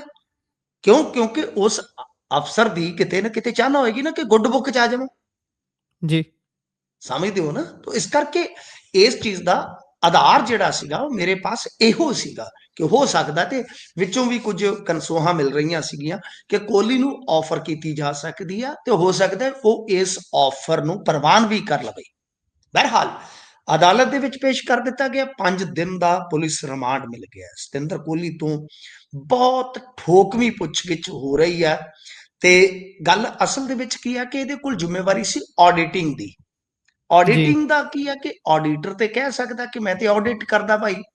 ਹਾਂ, ਜੀ, ਆਡਿਟ ਦੇ ਵਿੱਚ ਜਿਹੜੀ ਲਾਪਰਵਾਹੀ ਆ, ਉਹਨਾਂ ਨੇ ਮੈਨੂੰ ਪੈਨਲਟੀ ਪਾ ਦਿੱਤੀ, ਮਤਲਬ ਕਿ ਮੈਂ ਉਹ ਪੈਸਾ ਵਾਪਸ ਕੀਤਾ ਜਾਂ ਨਹੀਂ ਕੀਤਾ, ਉਹ ਤੇ ਉਹੀ ਦੱਸ ਸਕਦਾ ਕਿ ਭਾਈ ਠੀਕ ਹੈ। ਜੀ, ਪਰ ਗੱਲ ਇਹ ਹੈ ਨਾ ਕਿ ਸੁਖਬੀਰ ਸਿੰਘ ਬਾਦਲ ਦਾ ਵੀ ਉਹ ਬਿਜ਼ਨਸ ਅਕਾਊਂਟ ਦੇਖਦਾ ਰਿਹਾ ਨਾ। ਹੂੰ, ਰੌਲਾ ਇਸ ਗੱਲ ਦਾ। ਔਰ ਜਿਹੜਾ ਆਡਿਟ ਦਾ ਇਹਦਾ ਸਾਲਾਨਾ ਭੁਗਤਾਨ ਸੀ, ਉਹ ਵੀ ਜੇ ਤੁਸੀਂ ਵੇਖੋਗੇ ਤੇ 9 ਤੋਂ ਚੱਲਦਾ ਚੱਲਦਾ 15-16 ਤੱਕ ਉਹ ਦੁੱਗਣਾ ਹੋ ਗਿਆ ਸੀ, ਜੀ, ਦੁੱਗਣੇ ਤੋਂ ਵੀ ਜ਼ਿਆਦਾ। ਮੇਰੇ ਕੋਲ ਕੱਲ ਆਈ ਸੀਗੀ ਸਾਰੀ ਉਹ ਡਿਟੇਲ। ਤੋਂ ਕਹਿਣ ਦਾ ਮਤਲਬ ਹੈ ਕਿ ਐਡੇ ਬੈਨੀਫਿਟ। ਔਰ ਕੋਹਲੀ ਨੂੰ ਤੇ ਇੱਕ ਵਾਰੀ ਵਿੱਚੋਂ ਹਟਾ ਵੀ ਦਿੱਤਾ ਗਿਆ ਸੀ। ਉਸ ਵੇਲੇ ਦੀਆਂ ਮੇਰੇ ਕੋਲ ਚਰਚਾਵਾਂ ਦੀ ਥੋੜੀ ਥੋੜੀ ਯਾਦਾਸ਼ਤ ਹੈ ਕਿ ਜੀ, ਕੋਹਲੀ ਦੀ ਫਰਮ ਨੂੰ ਹਟਾ ਦਿੱਤਾ ਗਿਆ ਸੀ, ਸ਼ਾਇਦ ਉਦੋਂ ਮੱਕੜ ਸਾਹਿਬ ਸਨ। ਜੀ, ਪਰ ਫਿਰ ਕਹਿੰਦੇ ਵੱਡੇ ਘਰ ਵਾਲਿਆਂ ਦਾ ਦਬਾਅ ਪਿਆ, ਵਾਪਸ ਆ ਗਏ ਫਰਮ। ਤਾਂ ਉਹਨਾਂ ਚੀਜ਼ਾਂ ਚ ਉਲਝਾਇਆ ਜਾ ਸਕਦਾ ਹੈ। ਜੀ, ਇਸ ਕਰਕੇ ਇਹ ਜਿਹੜਾ ਬਿਲਕੁਲ ਤੁਸੀਂ ਕਿਹਾ ਕਿ ਇਹ 5 ਦਿਨ ਦਾ ਜਿਹੜਾ ਰਿਮਾਂਡ ਵਧਿਆ, ਉਹ ਕਿਹਦੀਆਂ ਟੈਨਸ਼ਨਾਂ ਵਧਾ ਰਿਹਾ? ਟੈਨਸ਼ਨਾਂ ਸਰ ਵੱਡੇ ਘਰ ਵਾਲੇ ਦੀਆਂ, ਹੂੰ, ਬਾਦਲ ਫੈਮਿਲੀ ਦੀਆਂ। ਤੋ ਇਸ ਜੀ, ਕਰਕੇ ਮੇਰੇ ਖਿਆਲ ਦੇ ਨਾਲ ਇਹ ਜਿਹੜਾ ਭੁਗਤਾਨ ਹੈ, ਭੁਗਤਾਨ ਤੋਂ ਇਲਾਵਾ ਇਹ ਪੁੱਛਿਆ ਜਾਏਗਾ ਕਿ ਭਾਈ ਕੀ ਸੁਖਬੀਰ ਸਿੰਘ ਬਾਦਲ ਬੰਨਿਓ ਉਹਦੇ ਬਿਜ਼ਨਸ ਅਕਾਊਂਟ ਦੇਖਣ ਤੇ ਭੁਗਤਾਨ ਹੁੰਦਾ ਸੀ ਕਿ ਗੋਲਕ ਵਾਲੇ ਭੁਗਤਾਨ ਚੋਂ ਹੀ ਜਾਂਦਾ ਸੀ? ਜੀ, ਜੇ ਕੋਈ ਇਦਾਂ ਦੀ ਚੀਜ਼ ਨਿਕਲ ਆਉਂਦੀ ਤੇ ਤਦ ਵੀ ਬੜੀ ਸਮੱਸਿਆ ਹੋ ਜਾਏਗੀ। ਇਸ ਬਿਲਕੁਲ, ਕਰਕੇ ਜੇ ਕੁਝ ਸੁਖਬੀਰ ਸਿੰਘ ਬਾਦਲ ਦੇ ਬਿਜ਼ਨਸ ਖਾਤਿਆਂ ਚੋਂ ਕੁਝ ਹੋਰ ਨਿਕਲ ਆਇਆ ਇਹਦੇ ਕੋਲੋਂ, ਤਦ ਸਮੱਸਿਆ ਹੋ ਜਾਏਗੀ। ਸੋ ਇਸ ਕਰਕੇ ਆਪਾਂ ਕਿਹਾ ਸੀਗਾ ਕਿ ਸੁਖਬੀਰ ਤੇ ਸੰਕਟ ਆ ਸਕਦਾ। ਔਰ ਸੁਖਬੀਰ ਦਾ ਇਹ ਜਿਹੜਾ ਮਾਮਲਾ ਹੈ ਨਾ, ਉਹ ਕਹਿ ਲਓ ਕਿ ਆਖਰੀ ਇਮਤਿਹਾਨ ਹੀ ਆ ਇੱਕ ਤਰ੍ਹਾਂ ਨਾਲ। ਜੇ ਇਹਦੇ ਚੋਂ ਨਿਕਲ ਗਏ, ਫਾਈਨਲ ਸਾਲਟ ਜਿਸ ਨੂੰ ਆਪਾਂ ਬੋਲਦੇ ਆ, ਜੇ ਇਹਦੇ ਚੋਂ ਨਿਕਲ ਗਏ ਤਾਂ ਫਿਰ ਕਹਿ ਸਕਦੇ ਆ ਕਿ ਮਾਮਲਾ ਜਿਹੜਾ ਉਹਨਾਂ ਨੂੰ ਫਾਇਦਾ ਪਹੁੰਚਾ ਸਕਦਾ। ਪਰ ਜਿਵੇਂ ਇਹਨਾਂ ਨੇ ਸੀਐਮ ਸਾਹਿਬ ਨੂੰ ਤਲਬ ਕੀਤਾ ਹੈ, ਸਿੰਘ ਸਾਹਿਬਾਨ ਨੇ, ਇਹ ਜਿਹੜੇ ਜੀ, ਇਸ ਤਰ੍ਹਾਂ ਦੇ ਮੂਵ ਹੈ ਤੇ ਵੈਸੇ ਤੇ ਮੁਫਾਦ ਦੋਹਾਂ ਪਾਸਿਓਂ ਹੀ ਹੈਗੇ ਨੇ ਸਿਆਸੀ ਤੌਰ ਤੇ, ਪਰ ਕੁਝ ਇਹ ਚੀਜ਼ਾਂ ਜਿਹੜੀਆਂ ਨੇ ਨਾ, ਇੱਕ ਵਰਗ ਦੇ ਵਿੱਚ ਉਹ ਨੈਗੇਟਿਵ ਲੈ ਕੇ ਜਾਂਦੀਆਂ ਨੇ ਕਿ ਭਾਈ ਜੀ, ਸਿੱਖ ਸੰਸਥਾਵਾਂ ਨੂੰ ਕਿਤੇ ਨਾ ਕਿਤੇ ਹਾਲੇ ਵੀ ਸੁਖਬੀਰ ਸਿੰਘ ਬਾਦਲ ਕੰਟਰੋਲ ਕਰਦੇ ਨੇ ਤੇ ਆਪਣੇ ਹਿਸਾਬ ਦੇ ਨਾਲ ਉਹ ਚਲਾ ਲੈਂਦੇ ਨੇ। ਇਹ ਇਹਨਾਂ ਨੂੰ ਨੁਕਸਾਨ ਵੀ ਹੈ ਇਸ ਚੀਜ਼ ਦੇ ਵਿੱਚ। ਜੀ। ਇਸ ਤੋਂ ਅੱਗੇ ਜੇਕਰ ਵਧੀਏ ਤਾਂ ਮਾਘੀ ਦੇ ਉੱਪਰ ਹਮੇਸ਼ਾ ਹੀ ਸਿਆਸਤ ਮਘਦੀ ਹੈ, ਸਟੇਜਾਂ ਲੱਗਦੀਆਂ ਨੇ, ਪਰ ਐਤਕੀ ਇਹ ਇਸ ਕਰਕੇ ਖਾਸ ਹੋ ਜਾਂਦਾ ਹੈ ਕਿਉਂਕਿ ਪੰਥਕ ਸਿਆਸਤ ਨੂੰ ਜਿਸ ਤਰੀਕੇ ਆਪਾਂ ਦੇਖ ਰਹੇ ਹਾਂ ਕੀ ਕੁਝ ਚੱਲੀ ਜਾਂਦਾ ਹੈ, ਤੇ ਕੀ ਲੱਗਦਾ ਹੈ ਜੀ ਇਸ ਵਾਰ ਮਾਘੀ ਕਿੰਨੀ ਕੁ ਮਗੇਗੀ? ਦੇਖੋ, ਮਾਘੀ ਮੇਲੇ ਦੀਆਂ ਤਿਆਰੀਆਂ ਅਕਾਲੀ ਦਲ ਬਾਦਲ ਨੇ ਸ਼ੁਰੂ ਕਰ ਦਿੱਤੀਆਂ। ਅੱਛਾ, ਇੰਟਰਸਟਿੰਗ ਕੁਝ ਘਟਨਾਕ੍ਰਮ ਸਿਖਾਉਣਾ ਤੁਹਾਨੂੰ ਦੱਸਦਾ ਮੈਂ। ਤੇ ਜੀ, ਵੈਸੇ ਤੁਹਾਨੂੰ ਇੱਕ ਚੀਜ਼ ਹੋਰ ਸਿਖਾਉਣ ਦਾ ਯਤਨ ਕਰਦਾ ਹਾਂ ਕਿ ਜੀ, ਸਿਆਸਤ ਦਾ ਜਿਹੜਾ ਹੈ ਨਾ, ਪੰਜਾਬੀ ਸਿਆਸਤ ਦਾ ਆਪਣਾ ਇੱਕ ਕੈਲੰਡਰ ਹੈ। ਜੀ, ਨਵਾਂ ਸਾਲ ਉਹਦਾ ਕਹਿ ਲਓ ਸਿਆਸਤ ਦੇ ਕੈਲੰਡਰ ਦਾ ਮਾਘੀ ਤੋਂ ਸਟਾਰਟ ਹੁੰਦਾ ਹੈ। ਜੀ, ਕਿਉਂ? ਕਿਉਂਕਿ ਪਹਿਲਾਂ ਸ਼ਹੀਦੀ ਸਭਾ, ਉਸ ਉਪਰੰਤ ਨਵਾਂ ਸਾਲ, ਤੇ ਪਹਿਲਾ ਜਿਹੜਾ ਵੱਡਾ ਜੋੜ ਮੇਲ ਉਹ ਹੁੰਦਾ ਹੈ ਜੀ ਜਾ ਕੇ ਮਾਘੀ ਦਾ, ਸ੍ਰੀ ਮੁਕਤਸਰ ਸਾਹਿਬ ਵਿਖੇ। ਤੇ ਜੀ, ਉੱਥੇ ਸਿਆਸੀ ਕਾਨਫਰੰਸਾਂ ਦਾ ਕਲਚਰ ਬਹੁਤ ਪੁਰਾਣਾ ਹੈ। ਜੀ। ਤੇ ਇੱਕ ਚੀਜ਼ ਹੋਰ ਦੱਸ ਦਿੰਦਾ, ਜਿਹੜਾ ਉਹ ਬਿਆਨ ਹੈ ਨਾ ਸੁਖਬੀਰ ਸਿੰਘ ਬਾਦਲ ਦਾ ਬਾਪ ਸਮਾਨ, ਉਹ ਕੁਝ ਹੋਰ ਕੰਟੈਕਸਟ ਦੇ ਵਿੱਚ ਸੀਗਾ। ਜੇ ਉਹ ਸਾਰੀ ਵੀਡੀਓ ਨੂੰ, ਕਿਉਂਕਿ ਕਲਿੱਪ ਕਟਾ ਕਟਾ ਕੇ ਕੱਟ ਕਟਾ ਕੇ ਜਿੱਦਾਂ ਵੀ ਚੱਲਦੀ ਹੈ, ਉਹ ਵੀ ਮਾਘੀ ਕਾਨਫਰੰਸ ਤੇ। ਜੀ। ਤੁਹਾਨੂੰ ਹੋਰ ਦੱਸਾਂ ਕਿ ਲੋਕ ਭਲਾਈ ਪਾਰਟੀ, ਜਿਹਦੇ ਵਿੱਚੋਂ ਭਗਵੰਤ ਮਾਨ ਨਿਕਲੇ ਨੇ, ਜੀ। ਕਿਸੇ ਸਮੇਂ ਇਹ ਵੀ ਕਾਨਫਰੰਸ ਕਰਕੇ ਗਈ ਹੈ ਜੀ। ਸ੍ਰੀ ਮੁਕਤਸਰ ਸਾਹਿਬ ਵੀ। ਅਸੀਂ ਉਹ ਵੀ ਸਮਾਂ ਵੇਖਿਆ ਕਿ ਸੁਖਬੀਰ ਸਿੰਘ ਬਾਦਲ ਜਦੋਂ ਪਾਵਰ ਦੇ ਵਿੱਚ ਹੁੰਦੇ ਸੀ, ਤਾਂ ਜੀ। ਇੱਕ ਪਾਸੇ ਇਹਨਾਂ ਦਾ ਕਾਫਲਾ ਬਾਦਲ ਪਿੰਡ, ਤੇ ਦੂਜੇ ਪਾਸੇ ਬਾਦਲ ਹੂੰ। ਪਿੰਡ ਇਹਨਾਂ ਦੇ ਘਰ ਤੋਂ ਲੰਬੀ ਲਗਭਗ 7-8 ਕਿਲੋਮੀਟਰ ਹੋਏਗੀ, ਐਡਾ ਕਾਫਲਾ ਹੁੰਦਾ ਸੀ। ਜੀ। ਜਿਸ ਕਾਫਲੇ 'ਚ ਸਵਾਰ ਹੁੰਦੇ ਸੀ, 7-8 ਕਿਲੋਮੀਟਰ ਐ ਲਾਈਨ ਲੱਗ ਜਾਂਦੀ ਸੀ। ਫਿਰ ਅੱਗੋਂ ਮਲੋਟ ਆ ਜਾਂਦਾ ਮੁਕਤਸਰ, ਤੇ ਤੋੜ ਹੀ ਫਿਰ ਤੁਸੀਂ ਲਾ ਲਓ ਕਿ ਇਹ ਤਕਰੀਬਨ ਕੋਈ 50 ਕਿਲੋਮੀਟਰ ਇਹਨਾਂ ਦੇ ਘਰ ਤੋਂ ਹੋਏਗੀ ਦੂਰੀ, ਕਾਨਫਰੰਸ ਵਾਲੀ ਜਗ੍ਹਾ। ਫਿਰ ਕਾਫਲਾ ਹੀ ਜੁੜਦਾ ਤੁਰਿਆ ਜਾਂਦਾ ਸੀ, ਜੀ। ਬੰਦੇ ਦਾ ਵਕਤ ਹੁੰਦਾ। ਤਾਂ ਖੈਰ, ਹੁਣ ਜੇ ਗੱਲ ਕਰੀਏ ਕਿ ਉਸ ਤੋਂ ਬਾਅਦ ਕੁਝ ਧਾਰਮਿਕ ਰੋਕ ਲੱਗੀ, ਕੁਝ ਜੀ। ਬਾਦਲ ਫੈਮਿਲੀ ਦਾ ਡਾਊਨਫਾਲ, ਇਸ ਕਰਕੇ ਜੇ ਮਾਘੀ ਵਾਲੀਆਂ ਕਾਨਫਰੰਸਾਂ ਦੇਖੀਏ, ਤਕਰੀਬਨ ਬੰਦ ਰਹੀਆਂ ਨੇ। ਪਰ ਜੀ। ਪਿਛਲੇ ਸਾਲ 1-2 ਸਾਲ ਤੋਂ ਮੈਂ ਦੇਖਿਆ ਕਿ ਦੁਬਾਰਾ ਚਾਲੂ ਹੋਣ ਦਾ ਇਮਕਾਨ ਬਣਿਆ। ਹੁਣ ਇਹ ਜਿਹੜਾ ਮਾਮਲਾ ਹੈ ਨਾ, ਉਹ ਇਸ ਵਾਰੀ ਇਸ ਤਰ੍ਹਾਂ ਦਾ ਆ ਕਿ ਅੱਜ ਹੀ ਮੇਰੀ ਕਿਸੇ ਅਧਿਕਾਰੀ ਨਾਲ ਗੱਲ ਹੋ ਰਹੀ ਸੀ, ਜੋ ਇਤਫਾਕਨ ਸ੍ਰੀ ਮੁਕਤਸਰ ਸਾਹਿਬ ਤੋਂ ਹੀ ਆਇਆ ਸੀ, ਮੇਰੇ ਸ਼ਹਿਰ ਮਲੋਟ। ਤੇ ਉੱਥੇ ਜੀ। ਬੈਠੇ ਸਾਂ, ਤਾਂ ਉਸਨੇ ਦੱਸਿਆ, ਬਹੁਤ ਵਧੀਆ ਪੋਸਟ ਤੇ ਸੀ ਉਹ, ਉਸਨੇ ਦੱਸਿਆ ਕਿ ਆਮ ਆਦਮੀ ਪਾਰਟੀ ਉੱਥੇ 30 ਤੋਂ 50 ਕਿੱਲੇ ਜ਼ਮੀਨ ਲੱਭ ਰਹੀ ਹੈ। ਜੀ। 30 ਤੋਂ 50 ਕਿੱਲੇ, ਤਾਂ ਹੂੰ। ਕਿ ਪੂਰੀ ਪਾਵਰ ਝੋਕ ਕੇ ਇੱਥੋਂ ਹੀ ਕਿੱਲੀ ਦੱਬ ਦਈਏ। ਜੀ। ਮਤਲਬ ਕਿ ਇੱਕ ਲੀਡ ਕੱਢ ਲਈ ਜਾਵੇ ਕਿ ਅਸੀਂ ਸੁਖਬੀਰ ਸਿੰਘ ਬਾਦਲ, ਕਿਉਂਕਿ ਆਪਾਂ ਗੱਲਾਂ ਅਕਸਰ ਕਰਦੇ ਹਾਂ ਕਿ ਇਹਨਾਂ ਦੀ ਟਸਲ, ਇਹਨਾਂ ਦਾ ਭੇੜ ਖੁੱਲੇ ਰੂਪ ਦੇ ਵਿੱਚ ਚੱਲ ਰਿਹਾ ਕਿ ਸੁਖਬੀਰ ਸਿੰਘ ਬਾਦਲ ਨੂੰ ਉਹਨਾਂ ਦੇ ਜ਼ਿਲ੍ਹੇ ਦੇ ਵਿੱਚ ਹੀ ਪਛਾੜ ਦਿੱਤਾ ਜਾਵੇ। ਉਧਰ ਸੁਖਬੀਰ ਸਿੰਘ ਬਾਦਲ ਦਿਨ ਭਰ ਰਾਤ ਕਹਿ ਲੋ ਕਿ ਇਸ ਸਿਲਸਿਲੇ 'ਚ ਲੱਗੇ ਆ ਕਿ ਕਿਸੇ ਤਰੀਕੇ ਨਾਲ ਬਈ ਭਰਪੂਰ ਇਕੱਠ ਦਿਖਾ ਦਿੱਤਾ ਜਾਵੇ। ਜੀ। ਇੱਧਰ ਅੱਜ ਇੱਕ ਗੱਲ ਮੈਂ ਕਿਸੇ ਅਖਬਾਰ 'ਚ ਪੜ੍ਹੀ ਆ, ਕਿਸੇ ਭਾਰਤੀ ਜਨਤਾ ਪਾਰਟੀ ਦੇ ਲੀਡਰ ਨਾਲ ਮੇਰੀ ਗੱਲ ਨਹੀਂ ਹੋ ਸਕੀ, ਮੈਂ ਕੋਸ਼ਿਸ਼ ਕਰਾਂਗਾ ਕੱਲ ਇਸ ਨੂੰ ਕਨਫਰਮ ਕਰਨ ਦਾ, ਕਿ ਭਾਰਤੀ ਜਨਤਾ ਪਾਰਟੀ ਵੀ ਫਸਟ ਟਾਈਮ, ਪਹਿਲੀ ਵਾਰੀ ਜੀ। ਇੱਥੇ ਕਾਨਫਰੰਸ ਕਰਨ ਜਾ ਰਹੀ ਆ। ਤਾਂ ਮਤਲਬ ਕਿ ਰੌਚਕ ਹੋ ਗਿਆ ਨਾ ਮੇਲਾ ਬਿਲਕੁਲ। ਸਿਆਸੀ ਤੌਰ ਤੇ। ਕਿਉਂਕਿ ਜੇ ਤੁਸੀਂ ਵੇਖੋ ਕਿ ਭਾਜਪਾ ਕੋਲ ਵੀ ਗੁਰੂ ਹਰਸਾਏ ਸੋਢੀ ਬੈਠਾ ਮੁਕਤਸਰ ਦੇ ਨਾਲ, ਫਿਰ ਜੀ। ਜਲਾਲਾਬਾਦ ਤੋਂ ਕਾਕੇ ਕੰਬੋਜ ਹੋਰੀ ਆ, ਫਿਰ ਫਾਜ਼ਿਲਕਾ ਜੈਣੀ ਆ, ਅਬੋਹਰ ਦੇ ਜੀ। ਵਿੱਚ ਖੁਦ ਜਾਖੜ ਆ, ਤੇ ਮਲੋਟ ਦੇ ਵਿੱਚ ਵੀ ਇਹਨਾਂ ਦਾ ਅੱਛਾ ਖਾਸਾ ਆਧਾਰ ਆ, ਮਲੋਟ ਤੇ ਮੁਕਤਸਰ ਦੇ ਵਿੱਚ ਵੀ। ਤਾਂ ਇਹਦਾ ਮਤਲਬ ਹੈ ਕਿ ਇਕੱਠੇ ਵੀ ਕਰ ਸਕਦੇ ਜੇ ਸੋਚਦੇ। ਤਾਂ ਇਸ ਕਰਕੇ ਜੀ। ਵੇਖਣਾ ਹੋਏਗਾ ਕਿ ਬਈ ਇਸ ਮੇਲੇ ਤੇ, ਜੋੜ ਮੇਲ ਤੇ ਜੋ ਕਾਨਫਰੰਸਾਂ ਹੋਣਗੀਆਂ, ਉਹਦੇ ਵਿੱਚ ਕੌਣ ਬਾਜ਼ੀ ਮਾਰਦਾ। ਪਰ ਆਮ ਆਦਮੀ ਪਾਰਟੀ ਬਾਰੇ ਮੈਂ ਸੁਣਿਆ ਜਿਸ ਤਰ੍ਹਾਂ ਅੱਜ ਕਿ ਬਹੁਤ ਵੱਡਾ ਰਕਬਾ ਲੱਭ ਰਿਹਾ, ਤਾਂ ਕਿ ਇਕੱਠ ਇੰਨਾ ਦਿਖਾ ਦਿੱਤਾ ਜਾਵੇ ਕਿ ਸੁਖਬੀਰ ਸਿੰਘ ਬਾਦਲ ਨੂੰ ਇੱਥੇ ਹੀ, ਇਹਨਾਂ ਜ਼ਿਲ੍ਹੇ ਦੇ ਵਿੱਚ ਹੀ ਇਹਨਾਂ ਦੇ ਪਛਾੜ ਦਿੱਤਾ ਜਾਵੇ। ਹੂੰ। ਜੀ। ਉਧਰ ਅੱਗੇ ਚਲੀਏ ਤਾਂ ਵੜਿੰਗ ਨੂੰ ਜਾਖੜ ਨੇ ਲਿਆ ਜੀ ਨਿਸ਼ਾਨੇ ਤੇ। ਦੇਖੋ, ਇਹਦੇ ਵਿੱਚ ਹੁਣ ਇੱਕੋ ਗੱਲ ਸਮਝਣ ਵਾਲੀ ਆ, ਜਾਖੜ ਸਾਹਿਬ ਨੇ ਅੱਜ ਜੀ ਰਾਮ ਜੀ ਦੇ ਹੱਕ ਦੇ ਵਿੱਚ ਮੁਹਿੰਮ ਸ਼ੁਰੂ ਕਰ ਦਿੱਤੀ ਹੈ। ਖਿਓ ਵਾਲੀ ਢਾਬ ਇਹਨਾਂ ਦੇ ਹਲਕੇ ਦੇ ਵਿੱਚ ਹੀ ਪੈਂਦਾ। ਜੀ। ਅੱਛਾ, ਉੱਤੇ ਬਾਅਦ ਇਹਨਾਂ ਨੇ ਉੱਥੇ ਸੰਬੋਧਨ ਕਰਦਿਆਂ ਵੜਿੰਗ ਤੇ ਹਮਲਾ ਕੀਤਾ। ਸ਼ਬਦੀ ਜੀ। ਹਮਲਾ ਹੁੰਦਾ, ਹੋਰ ਕਿਹੜਾ, ਇਹਨਾਂ ਨੇ ਇੱਟੇ ਰੋੜੇ ਮਾਰਨੇ ਇੱਕ ਦੂਜੇ ਦੇ ਸਿਰ 'ਚ। ਅੱਛਾ, ਬਿਲਕੁਲ। ਕਹਿੰਦੇ ਜੀ ਕਿ ਇਹ ਮੁੱਖ ਮੰਤਰੀ ਨੂੰ ਲੁਕ ਲੁਕ ਕੇ ਮਿਲਦੇ, ਅੱਜ ਕੱਲ ਸਰਦੀ ਆ, ਹੁੱਡੀ ਪਾ ਲੈਂਦੇ ਆ, ਯਾਨੀ ਹੂੰ। ਟੋਪੀ ਲਾ ਲਈ ਤੇ ਮੂੰਹ ਬੰਨ ਲਿਆ, ਬੰਦਾ ਸਿਆਣ 'ਚ ਹੀ ਨਹੀਂ ਆਉਂਦਾ, ਗੱਲਾਂ ਹੀ ਕਹਿਣੀਆਂ ਹੁੰਦੀਆਂ। ਹਾਲਾਂਕਿ ਜੀ। ਰਾਜਾ ਵੜਿੰਗ ਨਾਲ ਜਦੋਂ ਅਸੀਂ ਸੰਪਰਕ ਕੀਤਾ, ਸੰਪਰਕ ਨਹੀਂ ਹੋ ਸਕਿਆ, ਕਿਉਂਕਿ ਉਹ ਵੀ ਮਨਰੇਗਾ ਦੇ ਹੱਕ 'ਚ ਮੁਹਿੰਮ ਸ਼ੁਰੂ ਕਰ ਰਹੇ ਨੇ। ਜੀ। ਇੰਟਰਸਟਿੰਗ ਹੈ। ਪਰ ਇੱਕ ਵਾਰੀ ਰਾਜਾ ਵੜਿੰਗ ਨਾਲ ਕਿਸੇ ਨੇ ਮੇਰੀ ਗੱਲ ਕਰਵਾਈ, ਤਾਂ ਮੈਂ ਜੀ। ਉਹਨਾਂ ਨੂੰ ਇੱਕ ਤੇ ਕਿਹਾ, ਤੁਹਾਡੀ ਸ਼ਬਦ ਚੋਣ ਹੀ ਬਹੁਤ ਗਲਤ ਹੁੰਦੀ ਹੈ ਜੀ ਪ੍ਰਧਾਨ ਸਾਹਿਬ। ਜੀ। ਕਿਉਂਕਿ ਮੈਂ ਗੱਲ ਮੂੰਹ ਤੇ ਕਹਿ ਦਿੰਦਾ, ਵੈਸੇ ਤੇ ਗੱਲ ਸਾਡੀ ਕਹਿ ਲਓ ਅਨਆਫੀਸ਼ੀਅਲੀ ਇੱਕ ਆਫ ਦੀ ਰਿਕਾਰਡ ਸੀ, ਕਿਉਂਕਿ ਜੀ। ਮੇਰੇ ਏਰੀਏ ਤੋਂ। ਤਾਂ ਉਸ ਵੇਲੇ ਕਿਉਂਕਿ ਮੈਂ ਫਿਰ ਲੱਗਦੇ ਹੱਥ ਸਵਾਲ ਜਿਹੜੇ ਕਰਨ ਵਾਲੇ ਹੁੰਦੇ ਆ ਨਾ, ਵੀ ਜਿਹੜੇ ਗਾਂਹ ਕੰਮ ਆ ਜਾਣਗੇ, ਉਹ ਕਰ ਲੈਂਦਾ ਹੁੰਨਾ, ਜੀ, ਜੀ। ਤਾਂ ਕਿ ਉਹ ਵਰਸ਼ਨ ਬਣ ਜਾਣ। ਹੂੰ, ਤਾਂ ਮੈਂ ਉਹਨਾਂ ਨੂੰ ਕਿਹਾ ਸੀਗਾ ਕਿ ਤੁਹਾਡੇ ਬਾਰੇ ਆਹ ਗੱਲਾਂ ਚੱਲਦੀਆਂ ਨੇ ਜੀ, ਕਿ ਤੁਹਾਡੀ ਭਗਵੰਤ ਮਾਨ ਨਾਲ ਸੈਟਿੰਗ ਹੈ।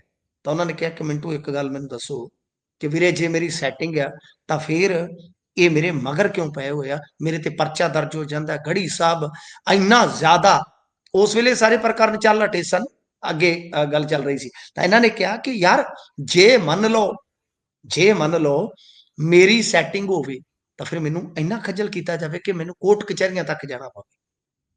ਤਾਂ ਮਤਲਬ ਕਿ ਜੀ, ਇਹ ਉਹਨਾਂ ਦਾ ਇੱਕ ਤਰ੍ਹਾਂ ਨਾਲ ਉਸ ਵੇਲੇ ਤਰਕ ਸੀ। ਤਾਂ ਖੈਰ ਜੀ, ਇਹ ਮਾਮਲਾ ਜੁੜਦਾ ਹੈ ਐਸਸੀ ਭਾਈਚਾਰੇ ਦੀ ਵੋਟ ਦੀ ਰਾਜਨੀਤੀ ਨਾਲ। ਸਪੈਸ਼ਲ ਇਜਲਾਸ ਆਮ ਆਦਮੀ ਪਾਰਟੀ ਦਾ ਹੀ ਆ। ਜੀ, ਇਧਰੋਂ ਜਿਹੜਾ ਆਪਾਂ ਵੇਨੇ ਆ ਪੇਂਡੂ ਤਬਕਾ, ਉਹਦੇ ਵਿੱਚ ਖਾਸ ਤੌਰ ਤੇ ਐਸਸੀ ਭਾਈਚਾਰੇ ਦੇ ਜਿਹੜੇ ਵੋਟ ਨੇ, ਉਹਨਾਂ ਵੱਲ ਵੇਖ ਰਹੀ ਆ ਇੱਕ ਹਸਰਤ ਭਰੀਆਂ ਨਜ਼ਰਾਂ ਦੇ ਨਾਲ ਭਾਜਪਾ। ਜੀ, ਤਾਂ ਇਸ ਕਰਕੇ ਇਧਰ ਜਿਵੇਂ ਆਪਾਂ ਅਕਸਰ ਗੱਲਾਂ ਕਰਦੇ ਆ, ਇਧਰ ਲੜਾਈ ਹੈਗੀ ਆ ਹਿੰਦੂ ਸ਼ਹਿਰੀ ਪਲੱਸ ਐਸਸੀ ਭਾਈਚਾਰੇ ਦੀ ਵੋਟ ਦੀ, ਜਿਹਦੇ ਜੀ, ਵਿੱਚ ਜੀ ਰਾਮ ਜੀ ਦੇ ਹੱਕ ਦੇ ਵਿੱਚ ਮੁਹਿੰਮ ਚੱਲ ਪਈ। ਜੀ, ਤੇ ਮੈਂ ਤੁਹਾਨੂੰ ਇੱਕ ਗੱਲ ਹੋਰ ਦੱਸ ਦੇਣਾ, ਜਿੱਥੋਂ ਚੱਲੀ ਅਬੋਰੋਂ, ਇਸ ਜੀ, ਇਲਾਕੇ 'ਚ ਅਬੋਹਰ, ਫਾਜ਼ਿਲਕਾ, ਬੱਲੂਆਣਾ, ਗੁਰੂ ਹਰਸਾਏ, ਤੁਹਾਨੂੰ ਐਤਕੀ ਮੈਂ ਨਹੀਂ ਕਹਿੰਦਾ ਸੀਟਾਂ ਕੌਣ ਜਿੱਤੇਗਾ ਕੌਣ ਨਹੀਂ, ਤੁਹਾਨੂੰ ਵੋਟਾਂ ਵੇਖਿਓ। ਅੱਗੇ ਤੁਸੀਂ ਸ਼ਾਇਦ 2024 ਦੇ ਇਲੈਕਸ਼ਨ 'ਚ ਰਾਣਾ ਸੋਢੀ ਦੀ ਵੋਟ ਦੇਖੀ ਹੋਣੀ ਹੈ। ਇੱਕ ਜੀ, ਮੌਕੇ ਤੇ ਸ਼ਾਇਦ ਉਹ ਲੀਡ 'ਚ ਆ ਗਏ ਸੀ ਕਿ ਬਰਾਬਰ ਆ ਗਏ ਸੀ ਜੀ, ਜਦੋਂ ਜੀ, ਰਿਜ਼ਲਟ ਆਇਆ। ਤਾਂ ਤੁਸੀਂ ਦੇਖੋ ਇੱਥੇ ਵੋਟ ਕਿੰਨੀ ਨਿਕਲਦੀ ਇਹਨਾਂ ਦੀ। ਤਾਂ ਇਸ ਕਰਕੇ ਇਹ ਜਿਹੜਾ ਸਿਸਟਮ ਚੱਲ ਰਿਹਾ ਇਹਨਾਂ ਦਾ ਇਸ ਵੇਲੇ, ਉਹ ਇਹੋ ਆ ਕਿ ਇੱਕ ਸ਼ਹਿਰੀ ਵੋਟ ਦੀ ਗੋਲਬੰਦੀ ਪਲੱਸ ਜੀ। ਐਸਸੀ ਭਾਈਚਾਰੇ ਦੀ ਵੋਟ ਜਿਹੜੀ ਆ ਉਹ ਕਾਂਗਰਸ ਨਾਲ ਤੋੜੀ ਜਾਵੇ। ਸੋ ਇਹ ਜੱਦੋ-ਜਹਿਦ ਹੈ ਮੇਨਲੀ ਤਾਂ। ਜੀ। ਇਸ ਤੋਂ ਅੱਗੇ ਜੇਕਰ ਚਲੀਏ ਤਾਂ ਉੱਧਰ ਕੰਗਣਾ ਰਣੌਤ 2 ਵਾਰੀ ਸ਼ਾਇਦ ਹੋ ਚੁੱਕਿਆ ਤੇ ਉਹ ਪੇਸ਼ੀ ਤੇ ਨਹੀਂ ਆਈ ਬਠਿੰਡੇ ਦੇ ਵਿੱਚ, ਤੇ ਹੁਣ ਅਦਾਲਤ ਤੋਂ ਉਸ ਨੂੰ ਝਟਕਾ ਲੱਗਿਆ ਹੈ ਜੀ। ਇਹ ਝਟਕਾ ਕੀ ਹੈ? ਗੁਰਪ੍ਰੀਤ, ਅਦਾਲਤ ਮੌਕੇ ਦੇ ਕੇ ਚੱਲਦੀ ਆ। ਅਦਾਲਤ ਜੋ ਵੀ ਪ੍ਰੋਸੀਜਰ ਹੁੰਦਾ ਉਹਨੂੰ ਫੋਲੋ ਕਰਕੇ ਹੀ ਚੱਲਦੀ ਆ। ਕੰਗਨਾ ਨੂੰ ਜੇ 2 ਵਾਰ ਰਾਹਤ ਮਿਲ ਗਈ ਆ ਤਾਂ ਤੀਜੀ ਵਾਰ ਵਾਰਨ ਕਰ ਦਿੱਤਾ ਗਿਆ ਕਿ ਭਾਈ ਤੁਹਾਨੂੰ ਫਿਜ਼ੀਕਲੀ ਪੇਸ਼ ਹੋਣਾ ਹੀ ਪਵੇਗਾ, ਜੀ, ਅਦਰਵਾਈਜ਼ ਤੁਹਾਡੀ ਗ੍ਰਿਫਤਾਰੀ ਦੇ ਵਾਰੰਟ ਨਿਕਲ ਜਾਣਗੇ। ਬਸ ਗੱਲ ਖਤਮ ਹੈ। ਤਾਂ ਜੀ, ਮਤਲਬ ਕਿ ਜਾਂ ਤਾਂ ਪੇਸ਼ ਹੋ ਜਾਓ ਜਾਂ ਫਿਰ ਗ੍ਰਿਫਤਾਰ ਹੋ ਜਾਓ। ਸੋ ਇਸ ਕਰਕੇ ਜਾਂ ਤਾਂ ਹੁਣ ਇਹਨਾਂ ਨੂੰ ਪੇਸ਼ ਹੋਣਾ ਪਵੇਗਾ, ਵਕੀਲ ਕੰਗਣਾ ਰਣੌਤ ਇਹਨਾਂ ਸਾਰਿਆਂ ਨੂੰ, ਤੇ ਜਾਂ ਫਿਰ ਕਹਾਣੀ ਦੂਜੇ ਪਾਸੇ ਤੁਰ ਪਵੇਗੀ। ਤਾਂ ਦੇਖਦੇ ਆ ਕੀ ਨਿਕਲਦਾ। ਹਾਂ ਠੀਕ ਆ, ਮੈਂਬਰ ਪਾਰਲੀਮੈਂਟ ਆ, ਕਈ ਮੌਕਿਆਂ ਤੇ ਰਜੇਵੇਂ ਵੀ ਹੋ ਸਕਦੇ ਆ, ਸੱਚ ਹੈ, ਫੈਕਟ ਹੈ, ਕੋਈ ਵੀ ਬੰਦਾ ਹੋਏਗਾ ਤਾਂ ਆਪਣੇ ਅਰਗੇ ਦੀਆਂ ਵੀ ਤਰੀਕਾਂ ਪੈਂਦੀਆਂ ਹੁਣ, ਤੇ ਕਿਤੇ ਆਪਾਂ ਨੂੰ ਵੀ ਹਾਜ਼ਰੀ ਮਾਫੀ ਲੈਣੀ ਪੈ ਸਕਦੀ ਆ। ਪਰ ਇਦਾਂ ਦੇ ਬੰਦਿਆਂ ਨੂੰ ਖਾਸ ਰਹਿਤ ਨਹੀਂ ਦਿੱਤੀ ਜਾ ਸਕਦੀ ਗੁਰਪ੍ਰੀਤ, ਕਿਉਂਕਿ ਇਸ ਦੇ ਨਾਲ ਮਿਸਾਲ ਜਾਂ ਮੈਸੇਜ ਗਲਤ ਜਾਂਦੇ ਨੇ ਕਿ ਭਾਈ ਇਹਨਾਂ ਵਾਸਤੇ ਅਦਾਲਤਾਂ ਦੇ ਰੁਖ ਹੋਰ ਹੁੰਦੇ ਆ। ਸਮਾਂ ਇਹਨਾਂ ਦੇ ਮਾਮਲਿਆਂ 'ਚ ਤਾਂ ਅਦਾਲਤਾਂ ਨੂੰ ਹੋਰ ਵੀ ਕਰੜੇ ਹੋਣ ਦੀ ਲੋੜ ਆ। ਬਿਲਕੁਲ। ਜੀ। ਇਸ ਤੋਂ ਅੱਗੇ ਜੇਕਰ ਆਪਾਂ ਚਲੀਏ ਤਾਂ ਉੱਧਰ ਸ਼ਰਮਿੰਦਗੀ ਤੋਂ ਬਾਅਦ ਗੱਠਜੋੜ ਹੋ ਗਿਆ ਜੀ ਵਾਪਸ। ਇਹ ਜਿਹੜਾ ਮਾਮਲਾ ਸੀਗਾ ਨਾ, ਉਹ ਇੱਕ ਤੇ ਆਪਣੇ ਪੰਜਾਬ ਦੇ ਵਿੱਚ ਵੀ ਹੋਰਡਿੰਗ ਲਾਤੇ ਇੱਕ ਚੋਬਰ ਨੇ, ਤੁਹਾਨੂੰ ਪਤਾ ਕੱਲ ਜੀ, ਕੱਲ ਅੰਮ੍ਰਿਤਸਰ ਤੁਸੀਂ ਦੇ ਵਿੱਚ। ਜ਼ਿਕਰ ਕੀਤਾ ਸੀ, ਤੁਸੀਂ ਕੱਲ ਜ਼ਿਕਰ ਕੀਤਾ ਹਾਂਜੀ, ਸੀ। ਤੇ ਉਹ ਸਵੇਰੇ ਗੱਠਜੋੜ ਮੈਂ ਵੇਖਿਆ ਡਾਂਗਾ ਨਾਲ ਡਿੱਗ ਗਿਆ ਪਿਆ ਸੀ, ਉਹ ਟੁੱਟ ਗਿਆ। ਜੀ, ਉਹ ਜੀ, ਹੋਰਡਿੰਗ ਜਿਹਾ ਜਿਹੜਾ ਸੀ ਉਹ ਲਾਤਾ। ਤਾਂ ਕਹਿੰਦਾ ਮਤਲਬ ਕਿ ਇਦਾਂ ਦੀਆਂ ਗੱਲਾਂ ਹੁੰਦੀਆਂ ਨੇ। ਇਹ ਗੁਰਪ੍ਰੀਤ ਬੜਾ ਦਿਲਚਸਪ ਸਿਨੈਰੀਓ ਬਣ ਗਿਆ ਜੀ, ਮਹਾਰਾਸ਼ਟਰ ਦੇ ਵਿੱਚ, ਜਿੱਥੇ ਜੀ, ਕਾਂਗਰਸ, ਭਾਰਤੀ ਜਨਤਾ ਪਾਰਟੀ ਅਤੇ ਜੋ ਓਵੇਸੀ ਹੈ, ਇਹਨਾਂ ਜੀ, ਤਿੰਨਾਂ ਦੀਆਂ ਧਿਰਾਂ ਜਿਹੜੀਆਂ ਨੇ ਉਹ ਆ ਗਈਆਂ ਮੈਦਾਨ ਦੇ ਵਿੱਚ ਗੱਠਜੋੜ ਕਰਕੇ। ਕਮਾਲ ਹੋ ਗਈ, ਕਮਾਲ ਹੋ ਗਈ, ਹਾਏ ਜੀ, ਕਮਾਲ, ਤੌਬਾ ਕਮਾਲ। ਤਾਂ ਮਤਲਬ ਕਿ ਫਿਰ ਲੋਕਾਂ ਨੇ ਕਿਹਾ ਕਿ ਤੁਸੀਂ ਕੀ ਕਰਨ ਡਏ ਜੇ, ਇਹ ਜੀ। ਕਿੱਧਰ ਨੂੰ ਹੋ ਤੁਰੇ, ਕਿਉਂਕਿ ਹੂੰ, ਦੋ ਮਤਲਬ ਇਸ ਤਰ੍ਹਾਂ ਦੀਆਂ ਕੌਂਸਲਾਂ ਸੀ ਜਿਨ੍ਹਾਂ ਦੇ ਵਿੱਚ ਇਹਨਾਂ ਨੇ ਗੱਠਜੋੜ ਕਰ ਲਿਆ। ਇੱਕ ਤੇ ਜੀ, ਅੰਗੋਟਾ ਸੀ ਸ਼ਾਇਦ, ਇੱਕ ਜੀ, ਅੰਬਰਪੁਰ ਸੀ ਸ਼ਾਇਦ। ਤਾਂ ਇਹਨਾਂ ਨੇ ਆਪ ਦਾ ਹੀ ਗੱਠਜੋੜ ਤਿਆਰ ਕਰ ਲਿਆ। ਹੂੰ, ਉਸ ਤੋਂ ਬਾਅਦ ਫਿਰ ਜਦੋਂ ਹਾਸੋਹੀਣੀ ਸਥਿਤੀ ਬਣੀ, ਅੰਬਰਨਾਥ ਤੇ ਆਕੋਟ, ਬਿਲਕੁਲ ਮੈਂ ਸਹੀ ਕਿਹਾ, ਅਕੋਟ ਦੋਏ ਕੌਂਸਲਾਂ ਸੀ।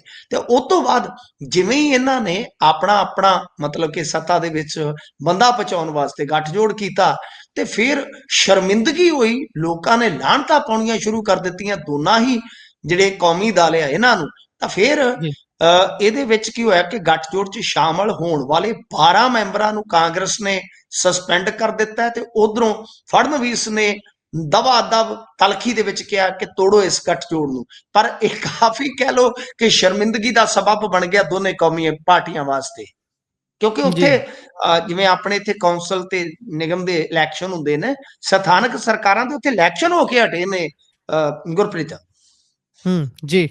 ਸੋ ਇਸੇ ਦੇ ਨਾਲ ਪ੍ਰੋਗਰਾਮ ਦਾ ਸਮਾਂ ਇੱਥੇ ਹੀ ਸਮਾਪਤ ਹੁੰਦਾ ਹੈ। ਤੁਸੀਂ ਜੁੜੇ, ਜਾਣਕਾਰੀਆਂ ਸਾਂਝੀਆਂ ਕੀਤੀਆਂ, ਬਹੁਤ ਬਹੁਤ ਧੰਨਵਾਦ ਜੀ।